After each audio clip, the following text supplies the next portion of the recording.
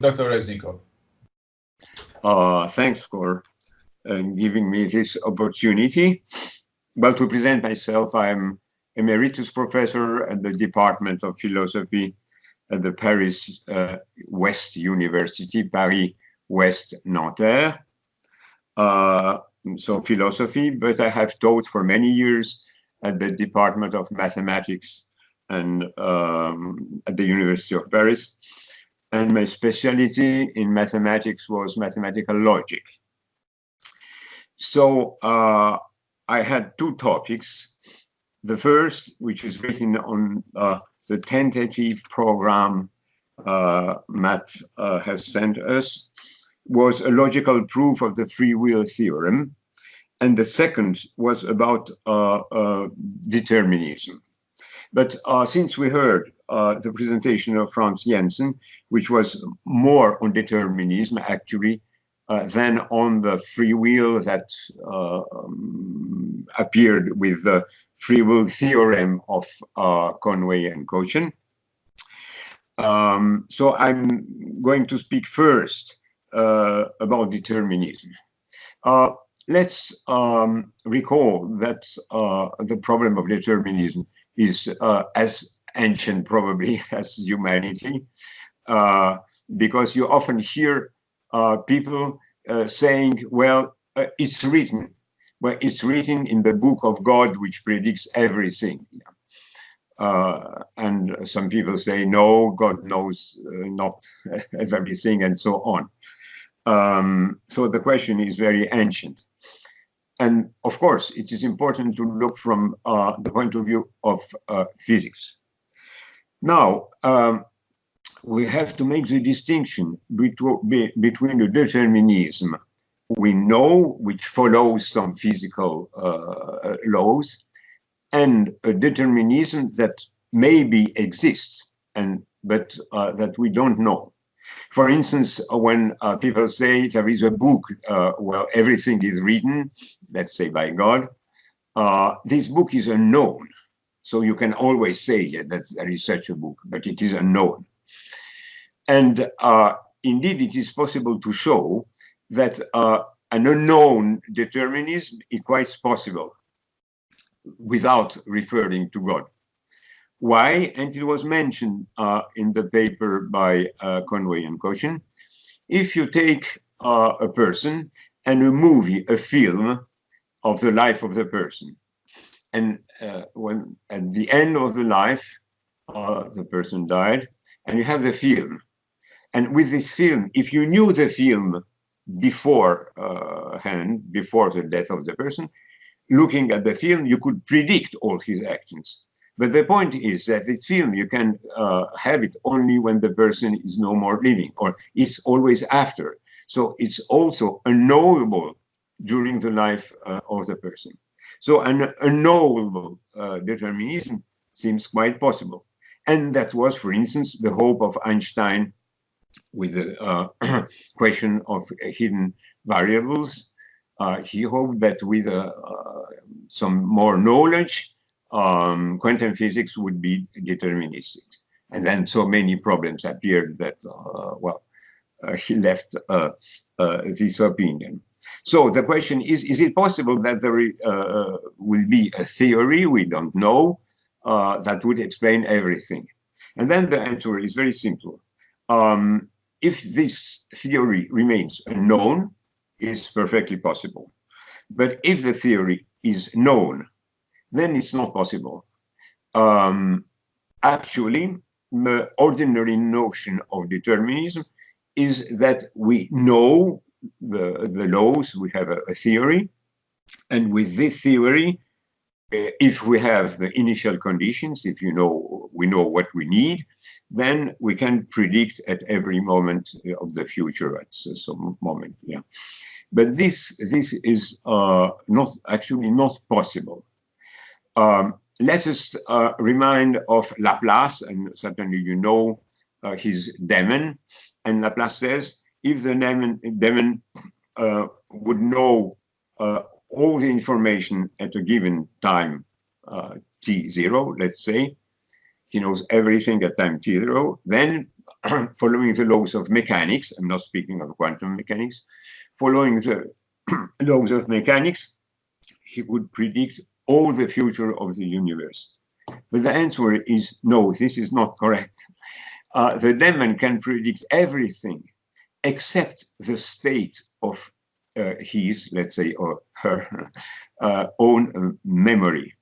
You see, you cannot predict the state of your or a computer's memory. Let us explain. It's not psychological, you know, question of memory, human memory. Let's say, take a computer. So in prediction, you have time, an ordered time. And as our brain, the computer stores information from the past. You know, you look at the mails you had yesterday and some weeks ago, etc. So the computer, let's say, has a memory, stores the past information. Now, if the computer, the machine, is at the time t0, is predicting its memory at time t1. So you have mt0 and mt1. But if at mt0 you predict mt1, that means that your memory at time 0 includes the memory at time t1. Yeah, you know it, so it includes, you store it. So the computer stored at time t0 in his memory m0, he stored already the memory of the future, if he predicts his own memory. But memory is conservative. Yeah, so you have what in your memory, what you stored before. So the memory at time t1 stores also m0. Therefore, we have this, that mt0 is includes mt1, which includes mt0. Do you follow what I'm saying? You see that if you predict your own memory at time mo at time t0, then at time t0, your memory includes the future memory. But the future memory includes the past memory. So you have that m at t0 is included in mt1, but mt1 is included in mt0 because you predicted it. But a set, a finite set actually, because memory is finite, cannot be included in itself. So it's a paradox. I call this the memory paradox. The proof is very simple. It shows simply that it's impossible to predict its own memory, either for a brain, either for a computer. And this is valid as well for classical mechanics. So the démon de Laplace cannot predict its own memory. I have a paper, and it is here. I don't know if I have no PowerPoint. I don't know if you can read this or not. It is archive 1008.366 version 1, except that I put it, yeah, it was correct. Yeah, so unknowable determinism. No, sorry, it is this one.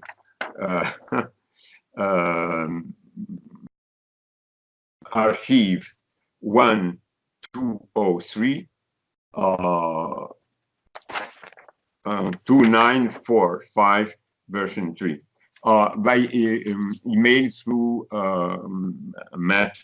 I suppose I could send you this by email. So you see, if you don't know, the determinism is unknown, it's a theory, well, we hope it, but we don't have it. Well, maybe we could predict, but if you know that there are some points that cannot be predicted. Of course, you can predict at the moment all the laws of mechanics and so on, So you have always this determinism in classical mechanics. But to take it very precisely, you cannot predict everything. For example, you cannot predict your own memory in the future. So one has to make the distinction about unknown, a hidden determinism, and knowable, which we know, determinism, which strictly speaking is not possible, even in classical mechanics. Now I could proceed to this, it was the first, now it will be to the second point of my contribution, a logical proof of the free will theorem. That may be on what I said about knowable and unknowable determinism. Maybe you have questions.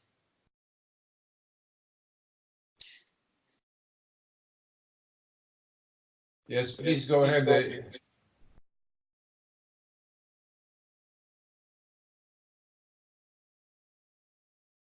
So I suppose that I have rather a comment that I can predict my memory in the future. It will be 0. I'm sorry, I don't hear you continuously. There are breaks. Yes, okay. Let me repeat my comment or statement or observation that I can predict the state of my memory or the state of the memory of my computer in let's say 20 years from now. It will be 0. Well, try to write it very precisely.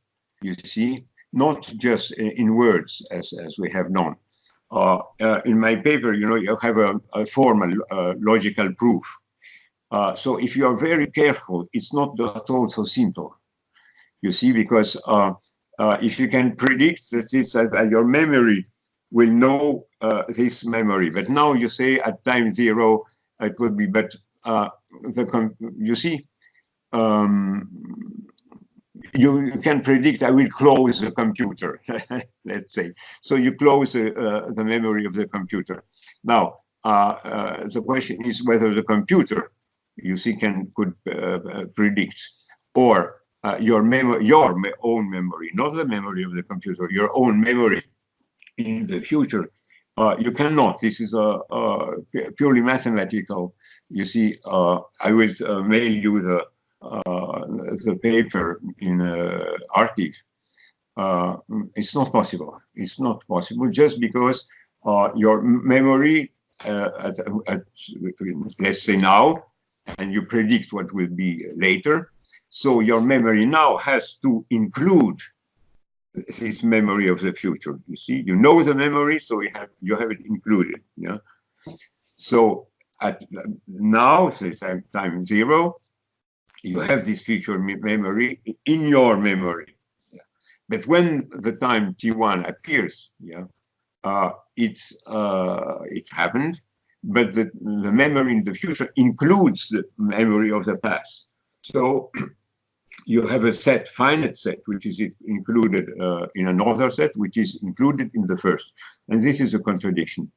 It's not escapable. It is really so. Well, it doesn't mean that determinism on precise points of mechanics and so on, so it doesn't work. It's why I was saying that a knowable global determinism, so that you can determine everything, this is not possible. And namely, you cannot predict your own, or a computer cannot predict its own memory. I would like to say Thank you. There are regular and irregular events. Prediction is only possible if something is regular. And for instance, mathematics is extremely regular. So we can predict. And if there were no regular events, how could we make cars? Because we predict that you will make the same car 100 times. The problem is only when there are multiple interacting factors. Some of them are regular and others are not. Then we cannot predict. But completely regular, we can predict. And quantum mechanics is irregular, so we cannot predict. Well, it's very simple, I would say. I'm just showing that I don't know whether it is regular or irregular, but there are some facts that you cannot predict, be it regular or irregular.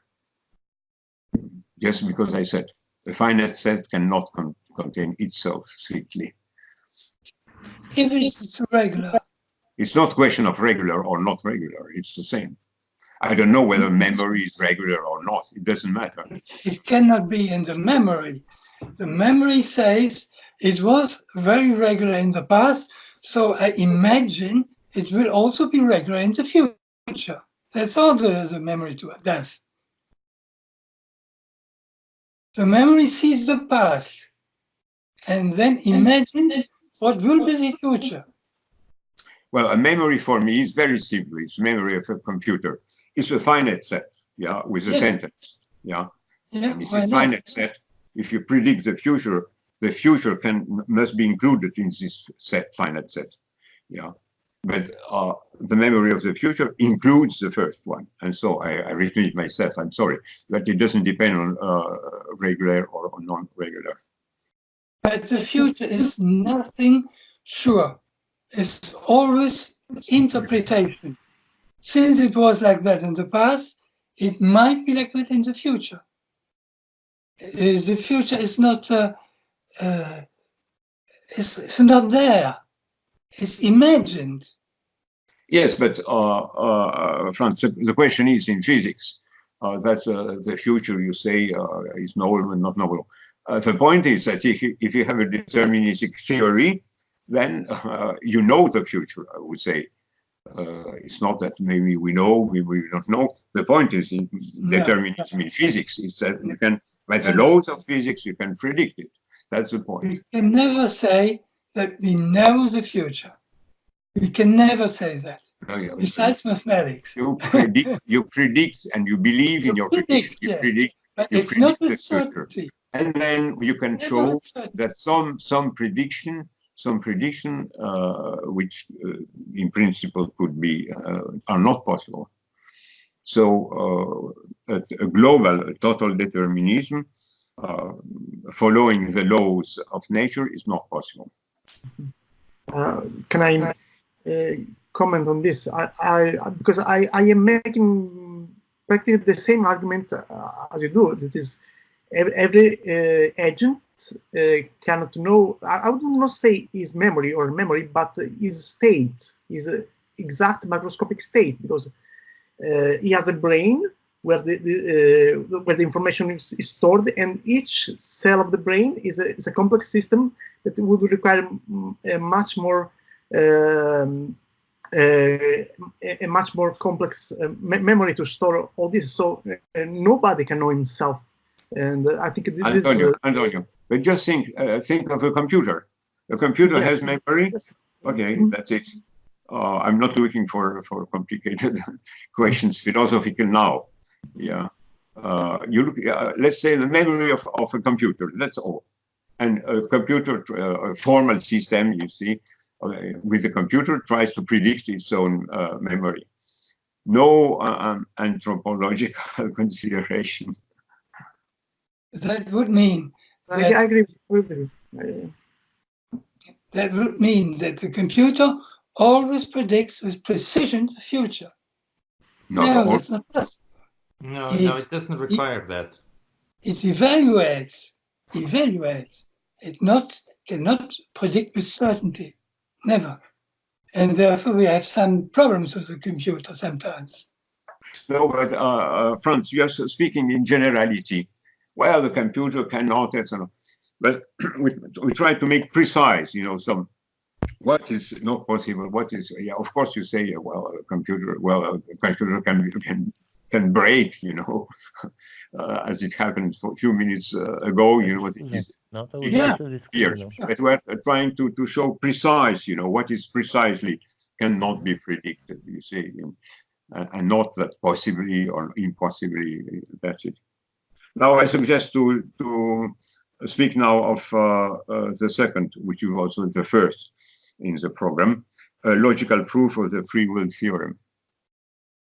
If Matt agrees with this second half of my...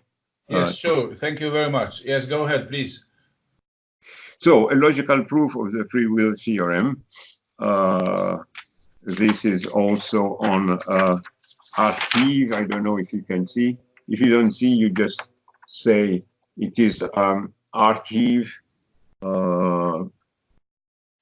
1008.366 first version.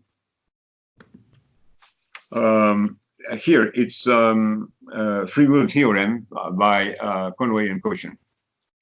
By the way, I heard, I'm asking to Matt, that Cochin is not in a good state of health. Is it true? Have you informations? Matt? Yes. Last time when I received email from him, yes, he was saying that he has some personal difficulties with his health. So I don't know exactly. He's 86 or something like that right now. Yeah, well. So I don't know any more than that, what I said. Yeah, so. well, thank you. Yeah, thank you. Yes, Cochin, he has worked at, the Cochin-Specker theorem, like the Bell theorem, is kind of paradox concerning quantum mechanics. And Specker is a mathematician, specialist of mathematical logic. And it happens that I have worked with him on questions, formal questions of independence. So I was very interested in this Specker theorem, about impossibilities concerning independence, free will, and so on. Now, there are many versions of the free will theorem.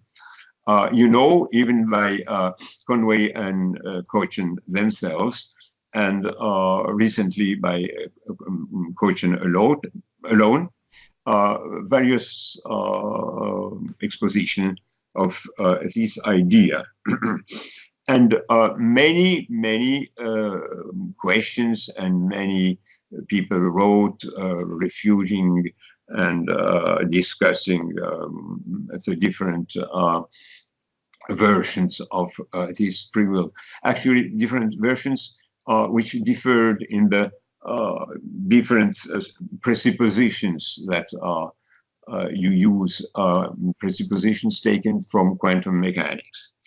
Now, a logical proof of the theorem is that independently of various versions of free will, there is a logical structure which shows that independently of the versions, you can show this theorem. And I use for this in the paper in Archive. I told you it's a very short paper, so you can read it very easily.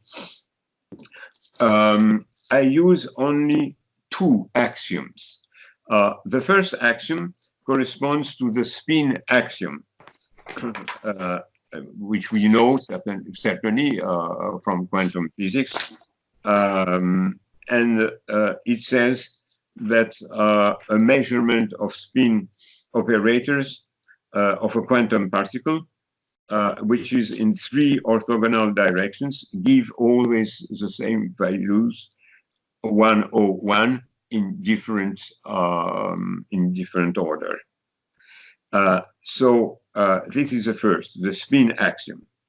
And then I have a second axiom, which is what we spoke before. It is the Cochin-Specker theorem or paradox, which says that it's impossible to have a positive answer in all the 33 directions. Positive answer, it is one or one, you know, in different order. So first axiom, the spin axiom, if you observe a particle in a direction, it gives in three different directions, it gives the values 1 or 1 in possibly a different order. And then the impossibility to have the positive answer, I mean some 1 or 1, in all the directions. Actually, for those who know the paper, the 33 pairs directions of orthogonal triangles. And these two only, spin and Cauchy-Specker theorem, are sufficient to prove that you cannot predict the behavior of a particle, a spin particle. The proof, I'm not giving now the formal proof, where it would be better with a PowerPoint, but the skeleton of the proof you can understand very well. Let's present it in a more concrete way.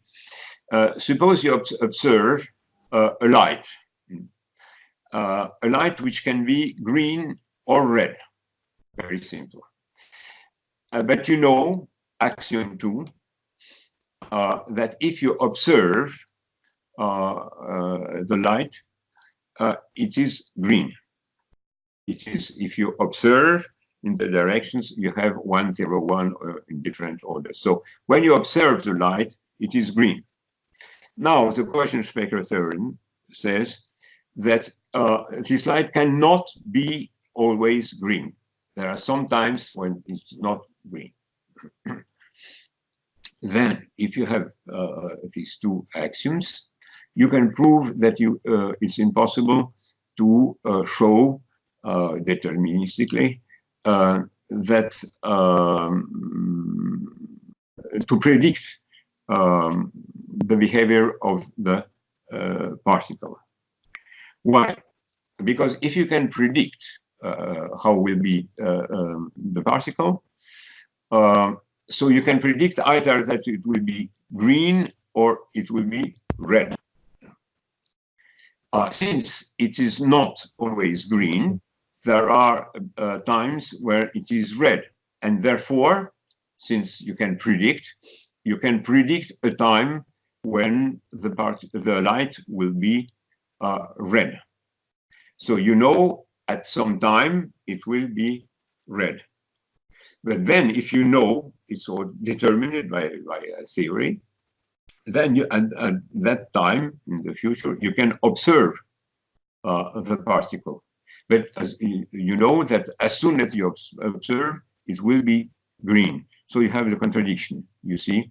The theory says that at some time, say T1, the particle should be the light, sorry, to make it simple, the light should be red, and therefore at that time you observe, and you know that when you observe, it is always green. So that's a simple contradiction. I just took the skeleton, if you want, of the proof, not going in details in conditions of such and such quantum mechanics apparatus and so on. I can send if through Matt we have your electronic emails, I can send the paper, which is very short. It has only 2.5 pages. Mm-hmm.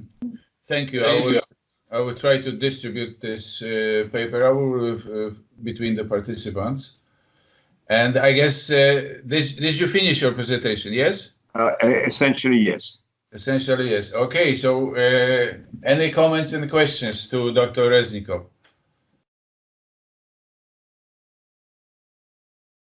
Maybe the microphones, they are not on. I heard before, I don't hear now. I think that most of the people, they have microphones off at this moment. Who is speaking? Who wants to speak? Yeah. Nicolas Gisin in French, or Gizin. Questions? If I may address to Nicolas, can you hear me? Yeah. I sent you, but I was not sure of your email address. I sent you these papers some time ago. Perfect. And in which I had a quotation, by the way, it's interesting. There is a quotation by a French philosopher of the 19th century, Jules Lequier. Yeah. It's spelled L-E-Q-U-E-I-E-R, Lequier in French. Lequier, yes. Lequier. And he says, he's an extraordinary philosopher, he died young, and he says, le libre arbitre, the free will, est la condition de toute connaissance. So you need free will to be sure of what you know, because otherwise it can be, if you have no free will, then it can be a manipulation, you know, of the laws, and you cannot certainty to be certain. To be certain, you need free will. That's a very I will mention Jules Lequier in my presentation. Yes. I think I sent you a paper with this quotation. Thank you. But I think the other Nicola has a question. But Nicola, you should put on your microphone. I did put it. It just went out again. So it's just, yeah, okay. Thank you. Thank you for the presentation. I have a question about your theorems. I have actually two small questions. One is the issue of forgetfulness, in the sense that couldn't you just have a limit for the memory of the system, say 1 terabit, and so that everything that surpasses it, you just forget, which is actually what happens to our brain. And the second one is there a relation between the theorem you obtained and the idea of the set that does not include itself? The set of all sets that do not include themselves is like that. So you refer to my first Yes. yes. More. Yeah. Well, that's a finite set cannot contain strictly itself. This is clear. A cannot be included strictly in B, and B included strictly in A. Right. I think it's elementary set theory. Right. So that we need this. This is obvious because memory is finite. And again, I just speak of a memory, that sentences that you store, as a computer does, and that's all. Okay. The proof actually is very simple, but again, it shows non-determinism in a very narrow point, but it's very important to have at least a narrow point, namely the memory paradox, a precise point when you know that determinism is not possible. You see, that's all. Okay. Thank you.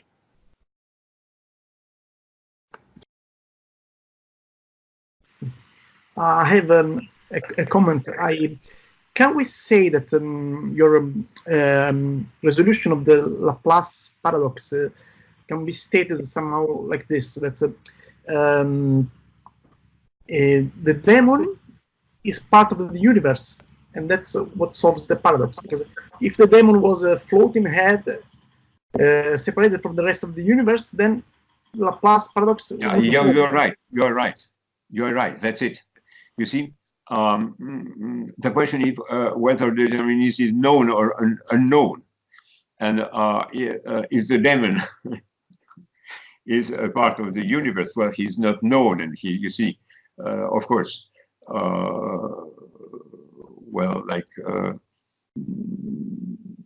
unknown determinism is always possible, but known determinism, and the demon is supposed to know everything, and he's supposed to know his future memory if he's omniscient. He knows his own memory in the future, he knows all his memories in the future, and this is impossible. Again, this very narrow but precise point like this, well, cannot be predicted. Thank you. Thank you. Thank you for your questions.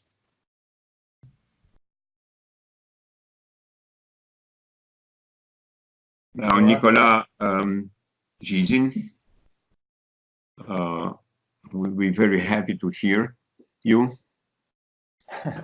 Well, I'm going to give the next lecture. You will see that there are quite some similarities. I mean, with Jules Lecuyer and the idea of finite memories, or at least finite information that will all come again. So, but I don't have a specific question to you now, I'm afraid. No, I was expecting your contribution, your own contribution. Ah, okay.